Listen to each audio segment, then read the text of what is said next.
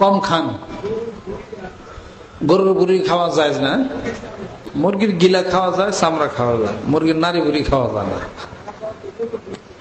গরুর বুড়ি খাওয়া যায় না, খাসির বুড়ি খাইতে পারে না। ঠেকাটা কি আছে, গোস্ত থেকে বুড়ি খাও, মধ্যে গোবর থাকে, ওটা সেন্সেও তো খারাপ। হাসির বুড়ি ওরাই খেয়ে দেখেন পাতিলের মধ্যে গন্ধ করে, দেখেন গন্ধ জাতীয় জিনিস খান কেন? খুবই সূক্ষ্ম কথা এই জিনিসটা। প্রত্যেক অলিদের জীবনী আমি ঘাইটা দেখছি, প্রত্যেক অলিদেরকে রিসার্চ করে আমি দেখছি যে তারা নাকে যে জিনিসটার গন্ধ তীব্রতা আসে, যেটা খারাপ গন্ধওয়ালা জিনিস, কখনো আল্লাহ অলিরা ওটা খায় না, ওটা বর্জন করে, ওটা কখনো খাইতে দিয়ে নেই।